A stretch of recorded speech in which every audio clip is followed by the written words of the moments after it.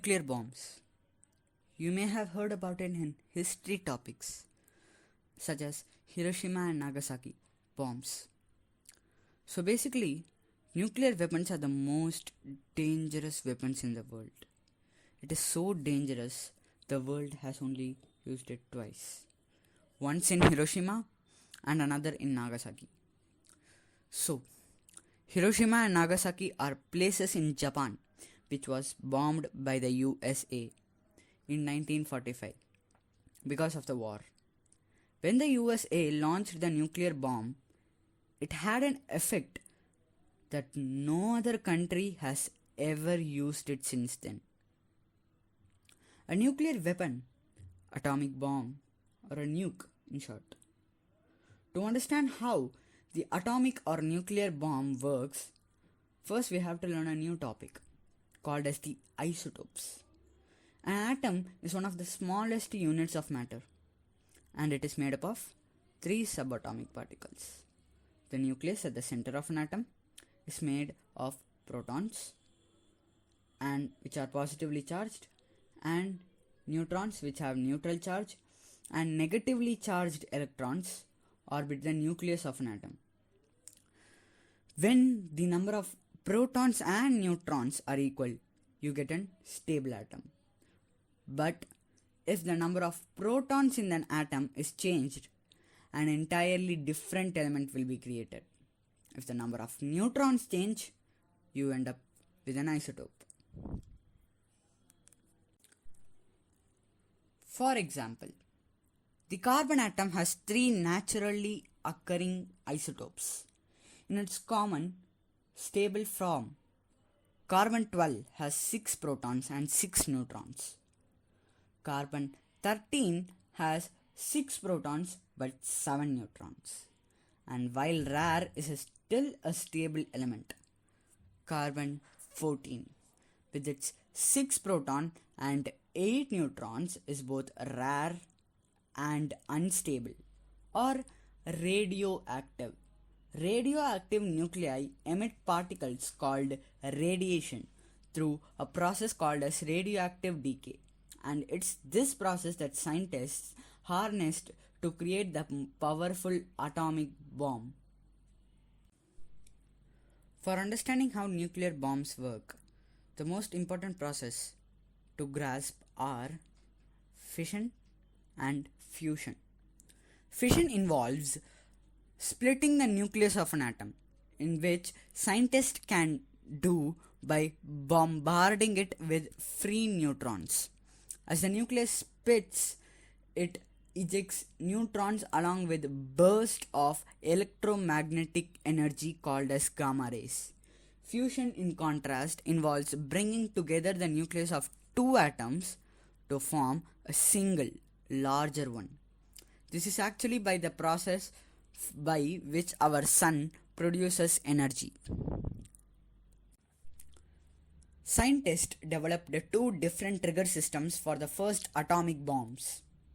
Little Boy, the bomb dropped on Hiroshima, was a gun-triggered bomb with a 14.5 kiloton yield, equal in power to 14,500 tons of TNT. Little Boy was 1.5% efficient, meaning that 1.5% of the material fissioned before the bomb exploded.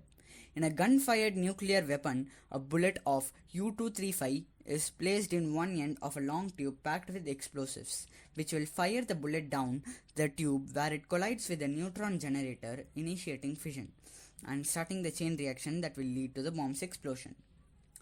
In contrast, Fat Man, the bomb that was dropped on Nagasaki, was an implosion device with a 23 kiloton yield and 17% efficiency. Much more effective but also much more complicated to make than Little Boy. If the same Nagasaki bomb would have dropped in Chennai, India, for about 250 meters of radius, all people would evaporate as if they are water. Heavily built concrete buildings are severely damaged or demolished. Anything that is within the radius of 8 km would be dead or get severe burns with doses of radiation in their blood. there would be around 3,76,850 deaths and about 7,09,740 injured. And this is nothing compared to the largest bomb on earth. In the wake of World War II, scientists recognized the fission bombs were wildly inefficient and turned their attention to fusion. Next. Fusion bombs, also called as thermonuclear bombs or hydrogen bombs, rely on the hydrogen isotopes deuterium and tritium as fuel and can yield up to 10,000 kilotons, making them up to 700 times more powerful than Little Boy fission bomb. Hydrogen bombs can combine fission and fusion to achieve a more powerful and more efficient explosion. The RDS, hydrogen bomb or SAR bomba.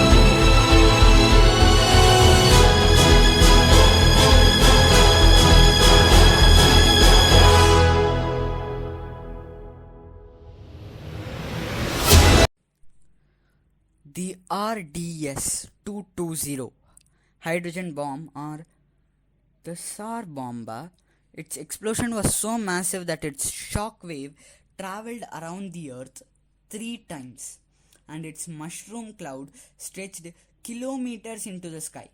Its shock wave was strong enough to destroy everything in the 1,000 square kilometers. Its fireball hot enough to burn the rubble. Bombs like this release such an enormous amount of energy at once that they could boil away an entire lake. If it was dropped in Chennai, India, those people who live about 7 kilometers wide would instantly vaporized under a second. For about people who is living 33 kilometers away will be thrown somewhere not knowing what is happening. And for people who are out of their homes for their distance of 75 kilometers would have third degree burns. They wouldn't even feel the pain because their skin would be in flames. Their nerves would be very much damaged and having exposure to high levels of radiation that would eventually lead to cancer. There would be an expected of 62 lakh 53,340 deaths and almost 34 lakhs 2,300 casualties. Exploding stuff in videos is fun. Exploding things in real life? Not so much. There is a solution, though: eliminating all nuclear weapons and vowing never to build them again. In 2017, almost two-thirds of all world's countries, supported by hundreds of civil society organizations and the International Red Cross and Red Crescent movement, agreed to prohibit and eliminate all nuclear weapons. It's not about who has nuclear weapons and who doesn't. The weapons themselves are the problems. They are deeply immoral and an existential threat to all of us. No matter what country you come from, no matter what political side you find yourself on, we need to demand they will disappear forever.